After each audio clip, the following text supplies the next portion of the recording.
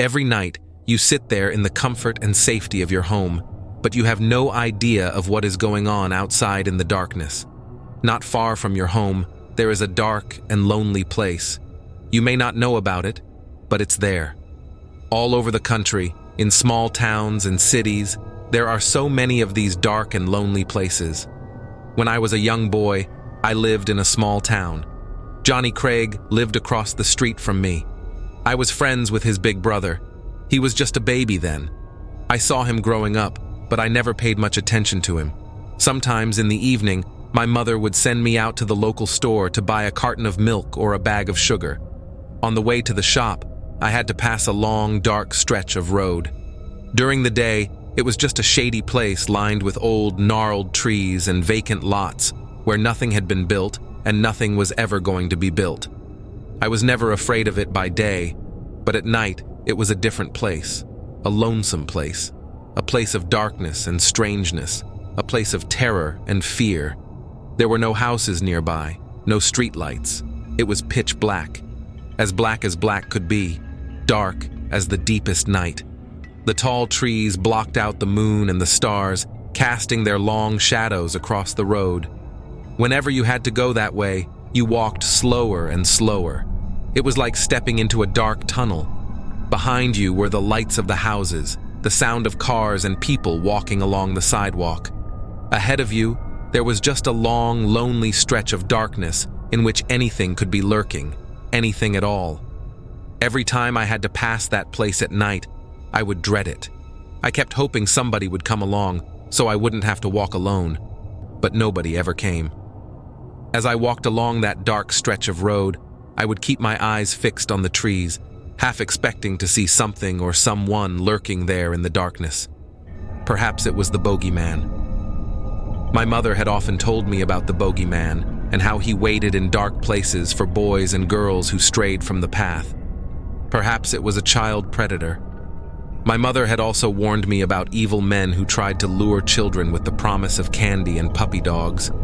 Perhaps it was something else, something worse. Out of the corner of my eye, I would catch glimpses of misshapen figures crouching there in the pitch black, waiting for the moment when they would burst forth and pounce on me.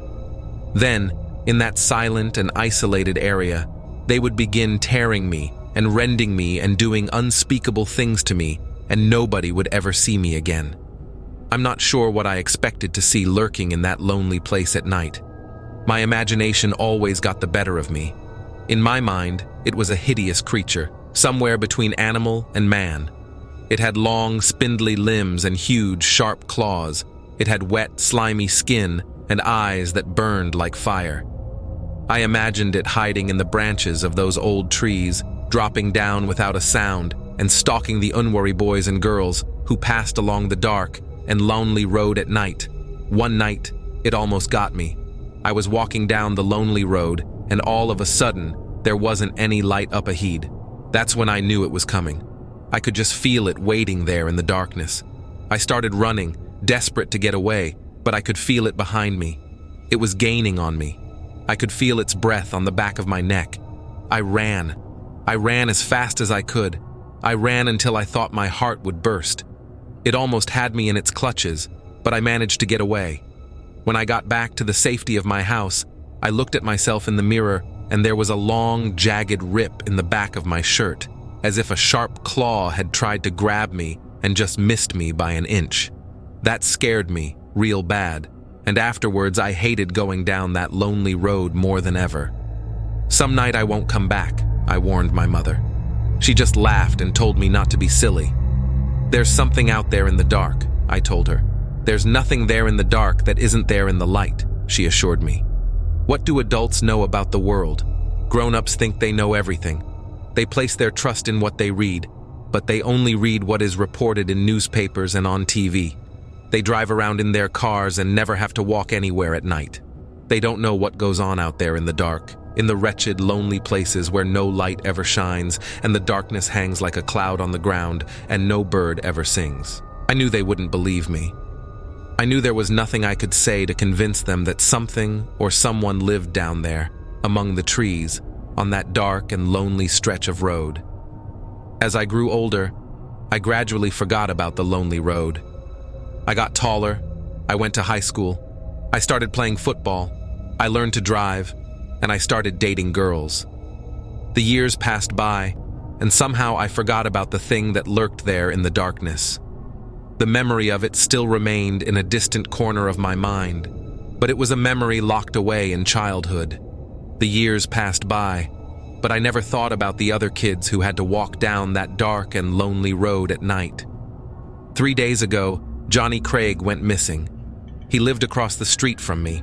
I was friends with his big brother. He was just a baby then. I saw him growing up, but I never paid much attention to him, not until he went missing. They found him in the trees on that dark and lonely stretch of road. His body was torn and ripped and crushed, almost beyond recognition. The police said he had been mauled by some kind of animal. The moment I heard about it, I knew what happened. Johnny Craig had been murdered by the thing my childhood fears had created, the thing I had conjured up in my imagination. I had left it on that dark and lonely stretch of road. I had left it there to wait for some scared little boy who happened to be walking home one dark night. A little boy who couldn't run as fast as I could run. After that, the town cut down the trees and put up streetlights. That stretch of road isn't dark and lonely anymore. The thing that lurked there is gone now. It's gone somewhere else, where the people are unsuspecting, to some other small town. A small town like yours, where it will wait again, just as it did here. It will wait for some other frightened little boy or girl to come along. It's only a matter of time.